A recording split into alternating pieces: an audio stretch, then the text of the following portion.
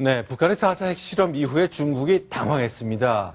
미국과 중국의 외교장관이 직접 통화를 하면서 여러 가지 논의를 했는데 중국이 북한에 계속 공급하고 있는 저가의 원유를 과연 끊을 수 있을지 미국이 요구하고 중국은 고민에 빠진 것 같습니다. 과연 이행이 될까요? 조수진 차장께 먼저 좀 질문을 드리겠습니다. 양국 장관들 어떤 내용을 협의한 겁니까? 네. 존 캐리 미국 국무장관이 오늘 중국 외교부의 왕이 부장과 통화한 내용을 공개를 했습니다. 네. 전화 통화를 하고 네. 지금까지는 미국이 중국의 대북 정급법을 존중했지만 네. 앞으로 더 이상 그런 방식은 작동하지 않아야 된다. 그러면서 아주 긴밀한 대화를 나눴다고 소개를 한 겁니다. 네. 이와 관련해서요. 미국의 뉴욕 타임즈가 어떤 제재 방안을 양국이 논의했는지 여기에 대해서 소개를 했습니다. 대북 원유 공급 중단 혹은 감축, 북중 거래 금융 중단, 북한 선박의 중국 입항 금지, 북중 무역 축소 이런 4가지 방안 정도가 검토된 것으로 알려지고 있다고 보도가 됐습니다. 자, 그런데 사실은 이게 협의한 내용이긴 하지만 미국이 중국에게 간절하게 요구한 내용일 수 있겠습니다. 자, 전옥현 차장님께 질문 드릴게요. 이 중에 만약에 하나라도 성사된다면 뭐가 가장 효과적일까요? 좀 골라주십시오. 제가 보기에는 이제 가장 효과적인 것은 원유 공급 중단이다. 네. 왜냐하면 원유 공급이 안 되면은 네. 북한 산업이 다 스톱될 수밖에 없거든요. 네. 현재도 부족한 상황이기 때문에. 네. 그래서 저 원유 공급 중단 조치가 가장 북한의 급소를 찌를 수 있기 때문에 있는데 네. 그렇기 때문에 역설적으로 중국이 동의하기가 제일 어렵다 이렇게 봅니다. 네, 그런데요. 보통 저희가 원유를 수입할 때는 큰 유조선에 기름을 채워서 쭉 다양한 바다를 건너 들어오잖아요. 북한도 그렇게 합니까? 아니면 중국에서 뭐 유일하게 파이프라인 같은 지금 현재 알려진 바로는 북중 간에는 파이프라인이 있어서 파이프라인을 네. 통해서 많이 가고 있다 이렇게 알려지고 있습니다. 네. 이 북한 같은 경우에 이 대북 원유 공급이 가장 중요합니다. 항상 북핵 6자 회담에 회담장에 나가보면 이 대북 원유 공급 문제가 굉장히 첨예하게 논의가 됩니다. 네. 이 북한 같은 경우에는요. 거의 99%를 중국에서 기름을 사와서 그렇게 쓰고 네. 있는데요. 네. 이 기름이 끊기면 네. 당장 군대 가동이 어렵습니다. 네. 그런 이제 북한도 좀 대비를 해야 될 것 같은데 최근에 나온 보도를 보면요. 뭐 이란, 시리아, 러시아, 싱가포르는 직접 석유를 생산하는 나라는 아니니까 그걸 통해서 수입하는 루트를 다변화하고 있다. 대비를 하고 있는 것 같은데 중국은 쉽게 안 해줄 것 같네요. 예, 그렇습니다.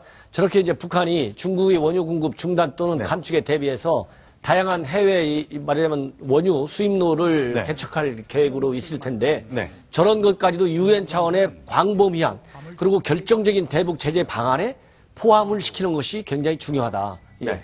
그런데요, 이제 중국이란 나라가 이제 북한하고 딱 붙어 있고 사실 우리 이외에는 북한은 이제 국경을 접한 것은 중국밖에 없으니까 북한의 대외 교역 가운데 중국이 차지하는 비율이 무려 90%입니다.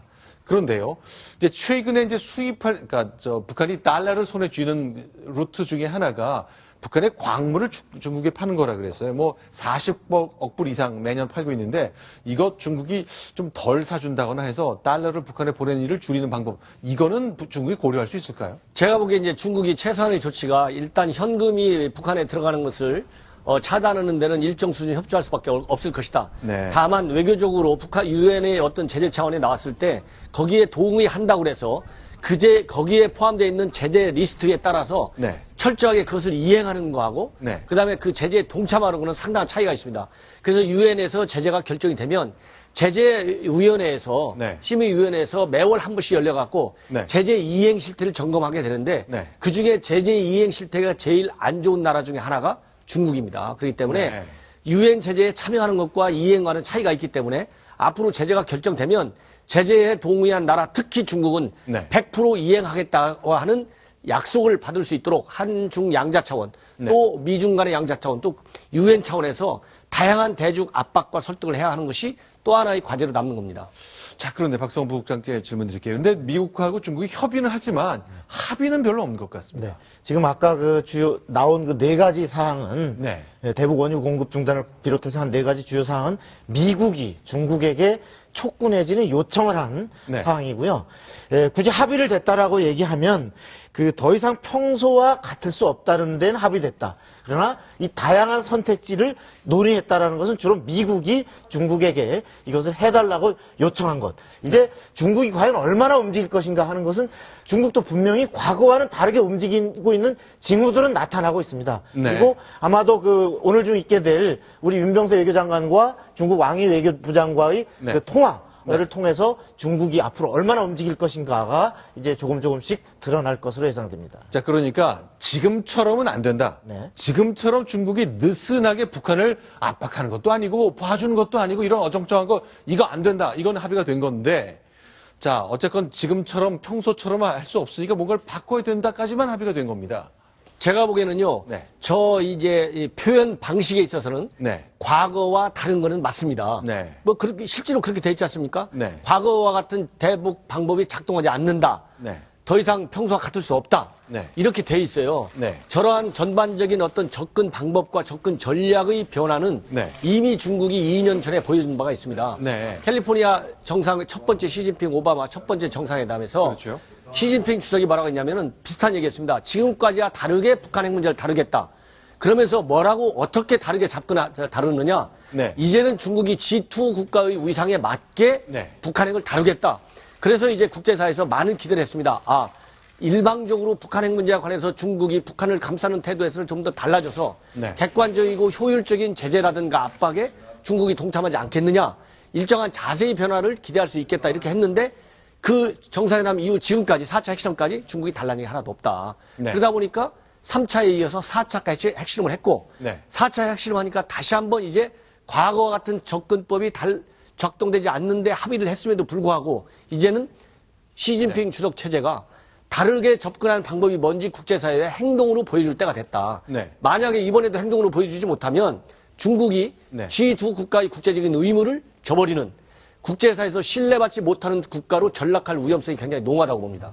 그런데 요거 한번 보겠습니다. 어제 나온 얘기인데요. 북한은 비핵화 약속을 지켜라 해서 북한을 상대로 경고를 날렸는데 상황을 악화하는 그 어떤 행동도 중지하라. 이게 북한을 얘기하는 건지 가령 우리처럼 대북 휴전선의 심리전 방송을 재개하는 우리를 두고 한 얘기인지 주어가 모호하거든요. 이런 말들을 계속 내놨습니다.